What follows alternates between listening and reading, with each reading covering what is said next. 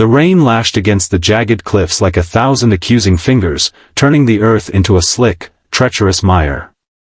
Alex stood at the edge, his heart a storm of rage and regret, the wind whipping his expensive coat around him like a shroud.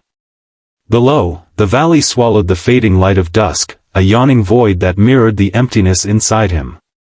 His mother, Margaret, sat in her wheelchair, her frail body paralyzed from the waist down, her hands trembling as they clutched the armrests. Her eyes, once bright with the warmth of unconditional love, now held only quiet sorrow. Beside her, Max, their golden retriever, paced anxiously, his fur plastered to his skin, his whimpers lost in the howl of the gale. Alex's voice cracked like thunder as he turned to her. "You took everything from me, Mom. Dad's fortune, my future, it's all dust because of you. The medical bills, the endless care. I can't breathe under this weight anymore."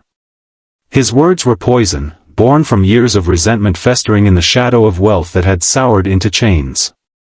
Margaret reached out, her fingers brushing his sleeve, but he recoiled as if burned. "Alex, my boy," she whispered, her voice hoarse from the cold, "remember when you were little? We'd sit by the fire, Max as a puppy curled at our feet, and you'd laugh until your sides hurt. Love isn't a ledger. It's what pulls us through the dark." But Alex's eyes were blind to that light. The inheritance fights, the isolation, the life he dreamed of slipping away, it all boiled over. With a guttural sob, he gripped the wheelchair and shoved it toward the brink. Margaret's cry pierced the storm, a raw, heartbroken plea that echoed off the rocks as the chair tipped and plummeted into the fog-shrouded depths. Alex staggered back, his knees buckling, tears mingling with the rain on his face. He had done it. The deed was final, a monstrous release. Max barked frantically, lunging toward the edge, his paws scrabbling against the mud as he peered down, his body trembling with desperate instinct. In the opulent mansion that night, Alex wandered like a ghost through rooms filled with echoes of what was lost. The grand halls, once alive with Max's joyful bounds and Margaret's gentle stories, now mocked him with silence. He poured whiskey with shaking hands, but it tasted like ash. Guilt clawed at his chest, a beast he couldn't outrun. Outside, the storm raged on, and in the distance, a faint, mournful howl cut through the thunder, Max's voice, calling from the abyss. Broken dreams.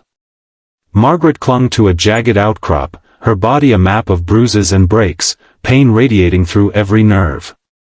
The fall had spared her life by cruel mercy, but death hovered close, whispering temptations of surrender. Rain pooled around her, chilling her to the bone, and she closed her eyes, whispering prayers for her son, for the boy she had raised with open arms and endless forgiveness. Then, a warm tongue against her cheek, Max. He had clawed his way down the sheer face, paws torn and bleeding, driven by a loyalty that knew no bounds. He pressed his sodden body against hers, shielding her from the downpour, his whines a symphony of unwavering devotion. Hours blurred into agony as Max stayed vigilant, his howls rising like beacons into the night. They pierced the veil of the storm, reaching the ears of a passing hiker who called for help. Paramedics arrived at dawn, their lights cutting through the mist, guided by the dog's unyielding vigil. Margaret was lifted onto a stretcher, her breaths shallow but steady, her hand weakly stroking Max's head. "Good boy," she murmured, tears of gratitude tracing paths through the grime on her face. "You brought me back, for him." The knock at Alex's door came like judgment. He opened it to find the impossible, his mother, pale and bandaged, flanked by strangers in uniforms. Max limped forward, tail wagging faintly, his eyes locking onto Alex's with a forgiveness that shattered the man's defenses. "Your dog saved her," one paramedic said softly. "Led us straight to the spot.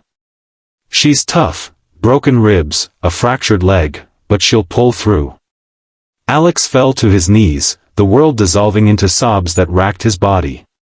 He crawled to Margaret's side, taking her cold hand in his. "Mom. I'm so sorry. I was drowning in my own hate, blind to everything you gave me." Her fingers squeezed his, weak but sure, her eyes shining with a love that had weathered the fall and emerged unbroken. "Oh, Alex," she breathed, her voice a fragile thread of warmth, "I never stopped believing in you." Max remembered our family, the walks, the laughter, the way we'd hold each other through storms. He brought me back so we could find our way again.